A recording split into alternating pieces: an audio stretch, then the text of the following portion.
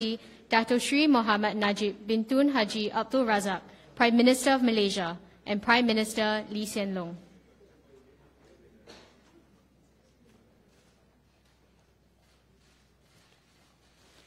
May I invite Dato Sri Abdul Rahman Dahlan, Minister in the Prime Minister's Department, and Mr. Khaw Boon Wan, Coordinating Minister for Infrastructure and Minister for Transport, to the table for the signing of the agreement between the Government of the Republic of Singapore and the Government of Malaysia concerning the Johor Bahru Singapore Rapid Transit System link.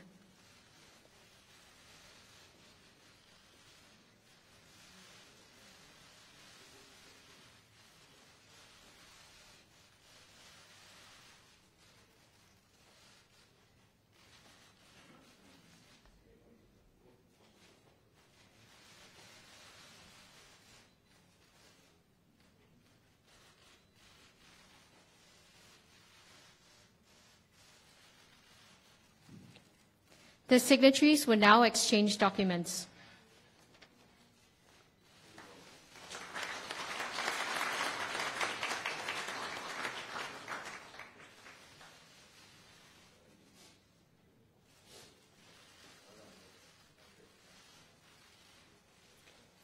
May I invite Dato Sri Matzir Khalid, Minister of Education, and Mr. Ng Chee Meng, Minister for Education, Schools, and Second Minister for Transport, to the table for the signing of the Memorandum of Understanding between the Government of the Republic of Singapore and the Government of Malaysia on cooperation in the field of education.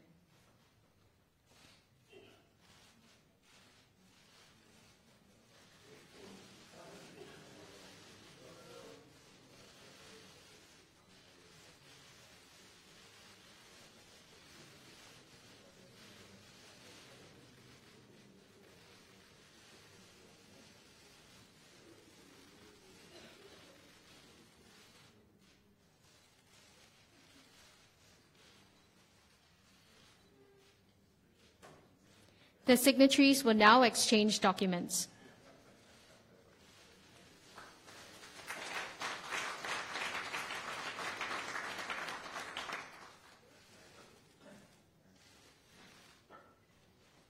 Thank you. Excellencies, ladies and gentlemen, we have come to the end of the signing ceremony. May I invite His Excellency Dato Sri Mohammed Najib bin Tun Haji Abdul Razak, Prime Minister of Malaysia, and Prime Minister Lee Hsien Loong to the lecterns for the joint press conference. Prime Minister Najib, ministers, ladies and gentlemen, I'm very happy to have hosted the Singapore-Malaysia Leaders Retreat this morning with Prime Minister Najib. We had very good discussions. Our bilateral relations are in very good shape. Both sides have been able to work well together. We have many concrete projects which our people will be benefiting from, and there's much more that we can do together. One example of a project which has borne fruit is Marina 1 and Duo, which the Prime Minister and I launched yesterday evening. We embarked on these projects about 5 years ago when we resolved the 1990 points of agreement on Malayan Railway land in Singapore. Today, Marina 1 and Duo are prominent landmarks in downtown Singapore, with a combined gross development value of about 11 billion Singapore dollars. It's one bright example of what we can do together. There are other examples of infrastructure projects which can improve connectivity and bring our peoples and businesses closer. The high-speed rail has made good progress since we signed the bilateral agreement in 2016. Last month, we called the joint tender for the assets company. There's strong international interest, and we will have many good offers to choose from. The procurement will be done in a fair, open, and transparent manner. We've also just signed the bilateral agreement for the RTS link. It's an important long-term cross-border project. When completed in 2024, it will benefit thousands of daily commuters and reduce causeway congestion. I'd like to thank the ministers, Khaw Boon Wan on my side and Rahman Dahlan on the other side, and their respective teams for their hard work and close cooperation. The RTS link will replace the KTMB link to Woodlands when it becomes operational, but meanwhile we'll increase the frequency of the shuttle service provided by KTMB Berhad, the train shuttle service. The enhanced connectivity will also boost economic cooperation in Iskandar, Malaysia. Singapore is the second largest foreign investor in Istana, Malaysia and Johor. The Temasek and Khazanah joint venture projects in the Iskandar, Malaysia, Affinity and Evira, are progressing well, and we're working closely together through the Joint Ministerial Committee for the IM to foster a conducive business environment and enhance vocational and technical education training in skills that investors need. I also discussed water with Prime Minister Najib. Our ministers and officials are working closely to ensure sufficient water supply from the Johor River for Malaysia and Singapore. As Iskandar, Malaysia and Johor grow, water demand in Johor will increase. And although the Lingui Reservoir has gradually filled up over the last year with good rainfall and with a barrage at Kota Tinggi, we do not know when the next prolonged dry spell will hit. So we must implement further schemes to increase the yield of the river and the resilience of the Lingui Reservoir. And the two sides will do a joint hydrometric modeling study of Johor River to examine measures to conserve Lingui Reservoir stock. Finally, we renewed our MOU on educational cooperation, which has been in place for 10 years. And we are also working on a triennial cultural showcase for the next retreat, which will be in Malaysia at the end of this year, centered on the theme of youth. These initiatives will help to build ties between our young and our future generations. So we are doing a lot together in infrastructure, in education and culture. There's also other security cooperation, cooperation counter-terrorism, diplomatic cooperation. And we are constantly looking for new areas to better the lives of our peoples. It's a sign of our confidence in each other's future and our commitment to good relations with one another. So I thank the Prime Minister for visiting us and look forward to visiting Malaysia for the next retreat, after probably their general elections.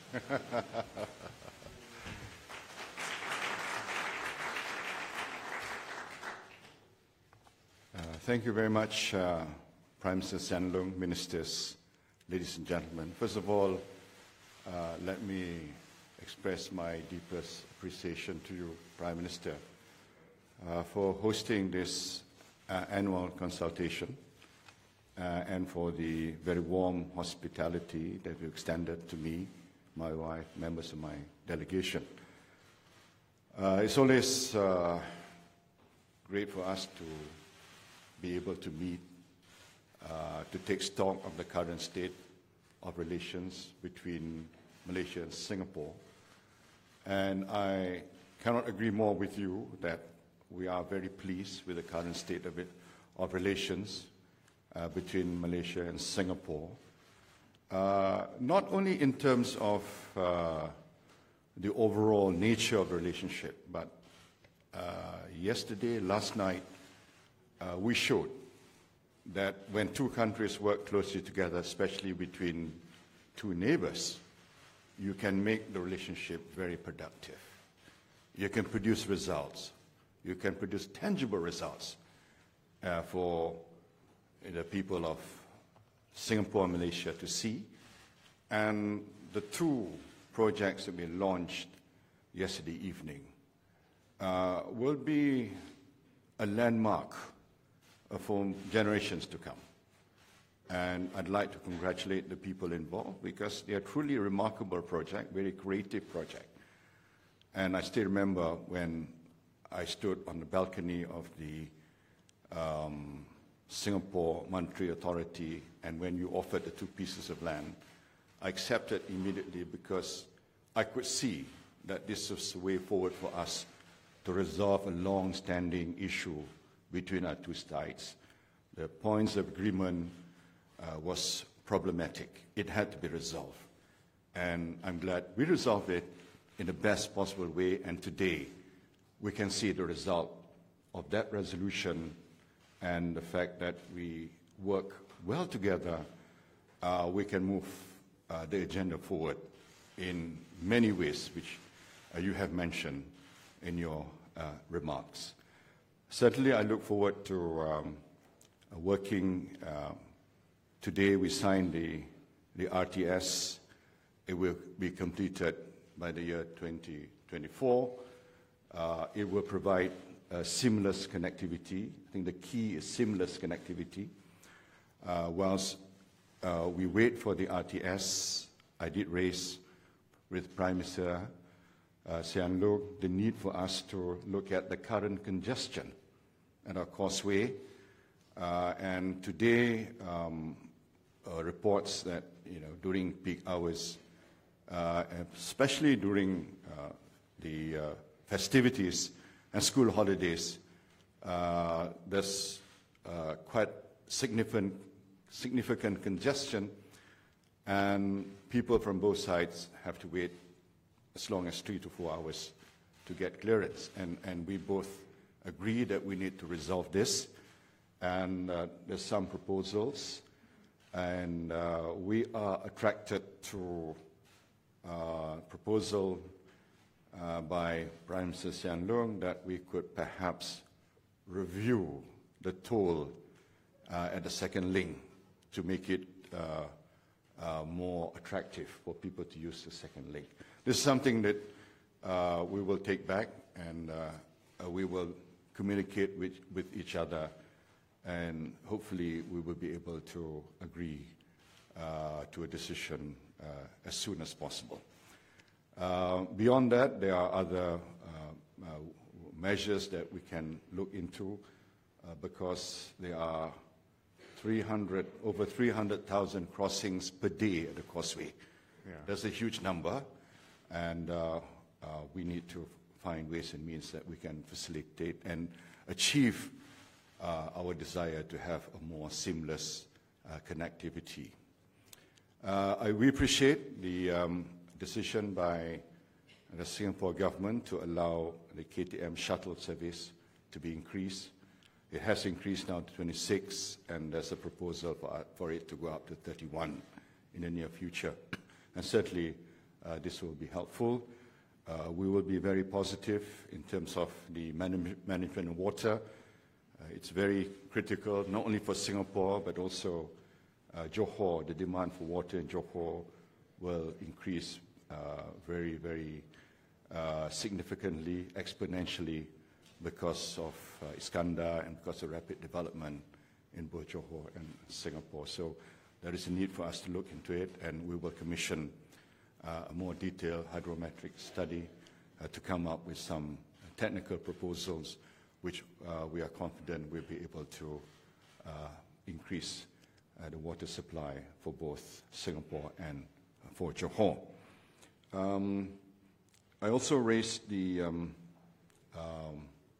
some of the challenges relating to the management of Pasir Gudang and Tanjung Lansat Port, and we're grateful that the Prime Minister will look into some of the challenges relating to the flow of ships into the both ports. I gave the undertaking to Prime Minister Sian Loong that Malaysia will fully support Singapore as chair of ASEAN. You've chosen a very appropriate theme for it, and your emphasis on digital economy is something that we can work closely together to promote regulations, to promote e-commerce, promote e-payment, and also possible linking up Singapore and Kuala Lumpur as smart cities. All in all, I'm very pleased with the state of cooperation between our two countries. I'm excited of the possibilities in the near future, and I thank you once again for the hospitality. We look forward to receiving you end of next year. This year. End of this year, sorry. End of this year, provided we get the right results, inshallah. Thank you. I'm sure you'll be all right. Thank you. Thank you. We will now take questions from Singapore and Malaysia media. Please identify yourself before posing your question. May we have the first question from the Singapore media? Hi, this is Kenneth with Today. My question has two parts.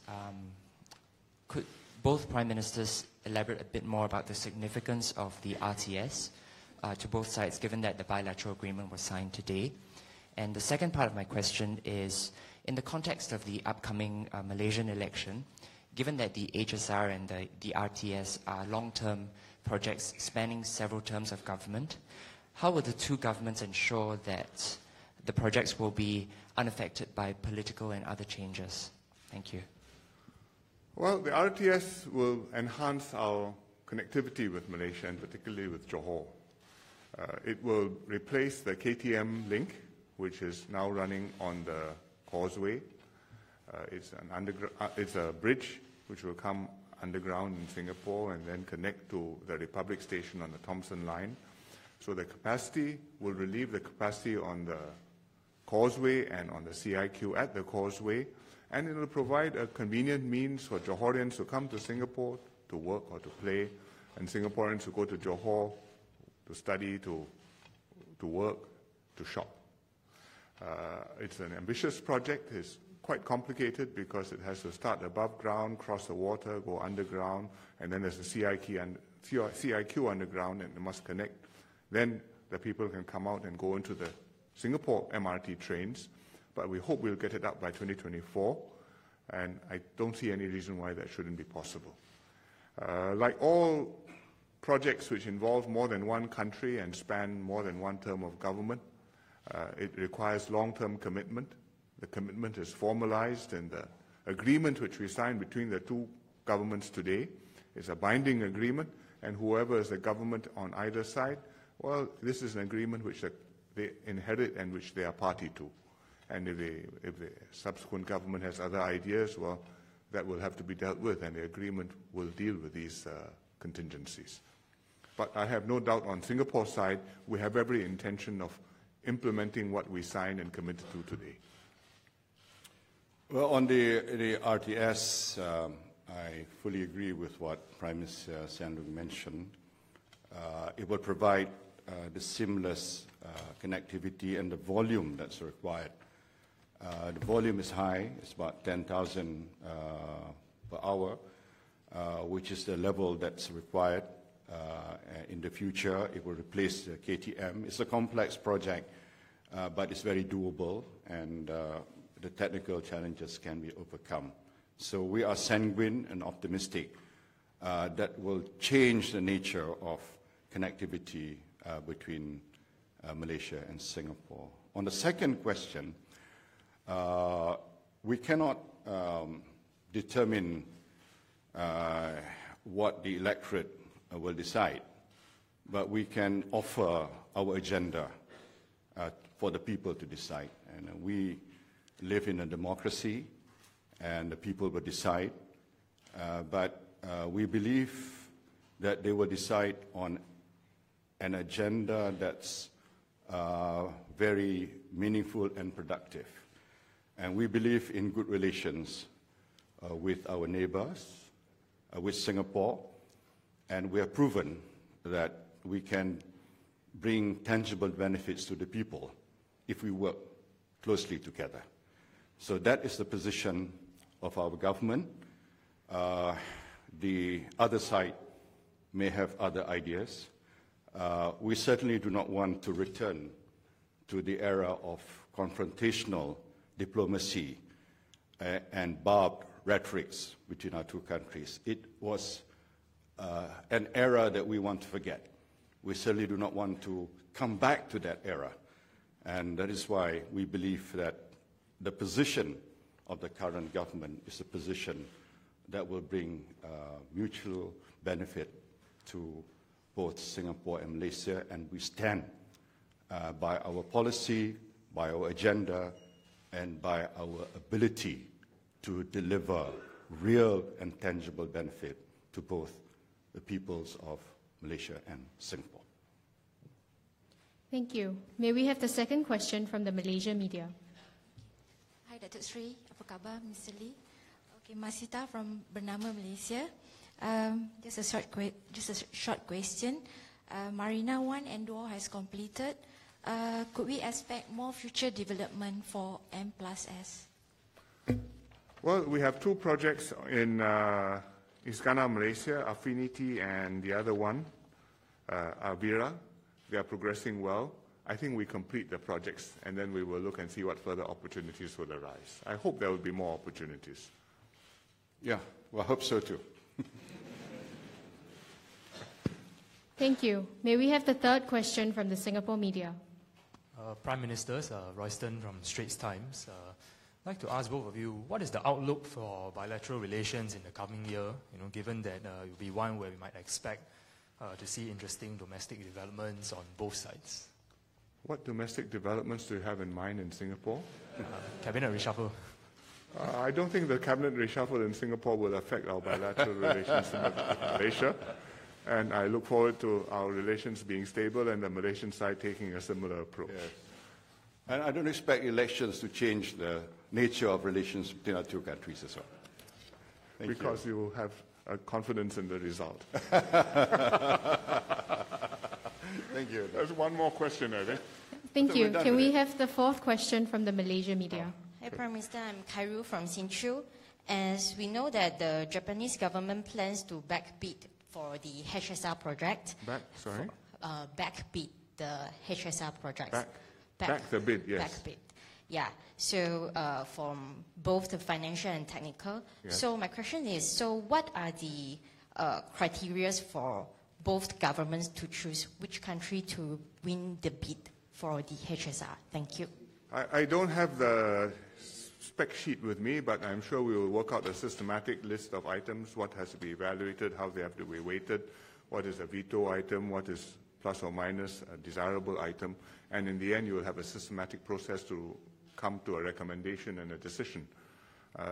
It is not unusual in a complex project to have to make evaluations on bids on many dimensions. It's not just the price, but the reliability, the conditions, the financing, the assurance you have, the track record, your confidence in the company, what they have done elsewhere. These are all, there's a process. In the end, there is a judgment involved, which we will do collectively, but if the process is transparent and open, I think people can have confidence that this was a judgment which was made honestly and in good faith and without prejudice to any party and without intending to favor or to hurt any side. When you have a competition, you must have a winner and a non-winner. It's like when you have an election, you must have a winner and a non-winner.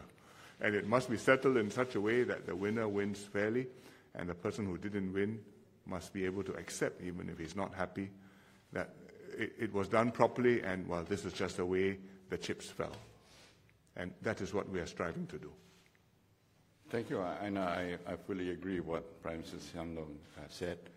It will be a very comprehensive assessment, multidimensional assessment. It will be not just a matter of technical and cost, but it will also take into account the longevity of the project, in other words, life cycle cost, maintenance, and especially local content. That's important to maximize local content so that the people will see that the high-speed rail will really bring real benefit, tangible benefit, even during the construction period. Thank you. Thank you.